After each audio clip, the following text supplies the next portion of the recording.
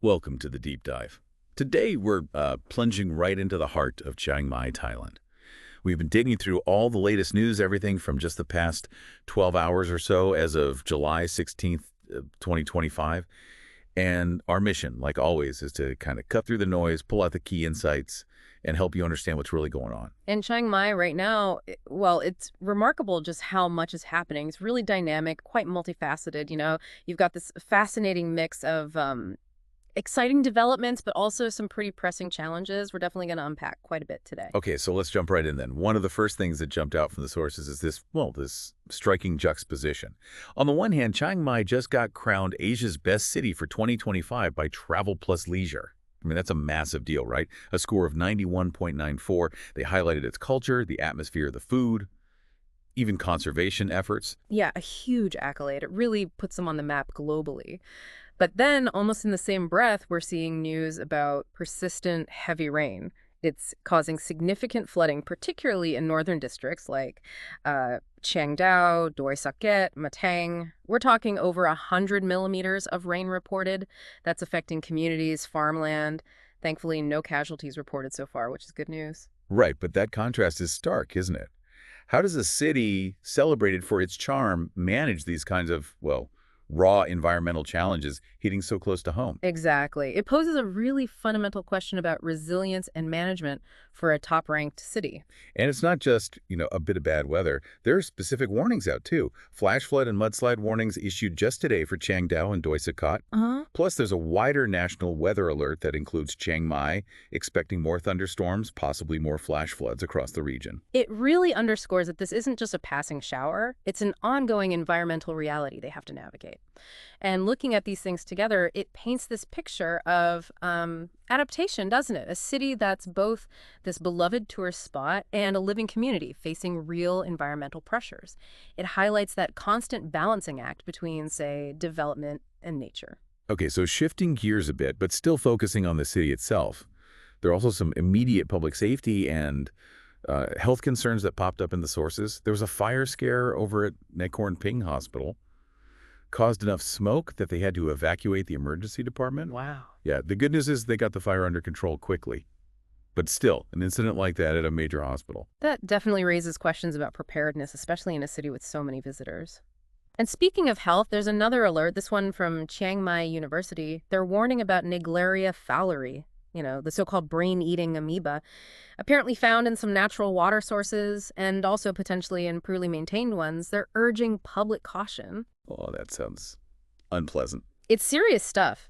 And it brings up, how well public health information gets out there, both to locals and tourists who might not be aware of the risks in certain water bodies. Right. And then there's a social incident, too, a really concerning one. Police arrested a 45-year-old man in Sangkamphing district. This was for allegedly assaulting a 7-year-old autistic boy and his aunt.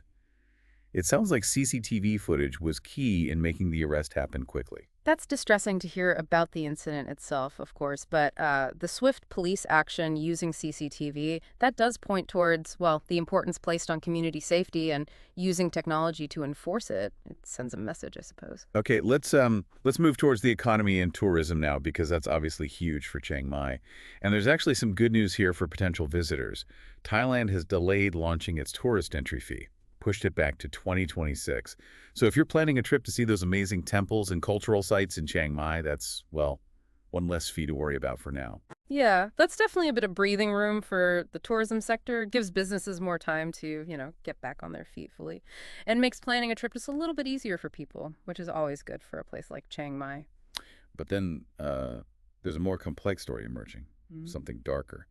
Chiang Mai police are cracking down on what they're calling gray Chinese business networks. These seem to be, well, illicit operations often run by foreigners, sometimes people using student visas as a cover. We're talking about things like fraud, illegal businesses. Yeah.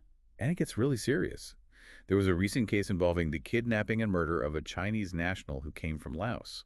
Right. This is a significant issue. It highlights the challenges of transnational crime impacting local communities. And the authorities are trying to regulate foreign businesses more effectively, it seems. It raises that difficult question again, doesn't it? How does a city welcome international investment and visitors, which it needs, while also cracking down on illegal activities and maintaining safety and order? It's a really tricky balancing act. Definitely. And one last thing, slightly different angle. A national story that's making waves everywhere, including Chiang Mai, the femme fatale golf scandal. Now, this isn't in Chiang Mai specifically, but it's a huge national fraud case, getting tons of media coverage. That's right. And even if it's not happening locally, these big national stories, especially scandals with lots of media buzz, they definitely affect the general atmosphere. People talk about them, it shapes the public conversation. Even in places like Chiang Mai, it becomes part of the background noise, the national mood. So, wrapping things up then, what does all this mean? We've seen Chiang Mai getting this amazing global recognition, Asia's best city. But at the same time, it's grappling with, well, natural disasters like flooding, public safety issues, from hospital fires to serious assaults, and these really complex international crime dynamics. It's clearly a city that's very much in motion, facing a lot head-on. Absolutely. And what's so fascinating is how all these different threads, the award, the floods, the crime, the health warnings they weave together, they paint this really complete picture, I think, of a vibrant, growing city, a city that's constantly navigating progress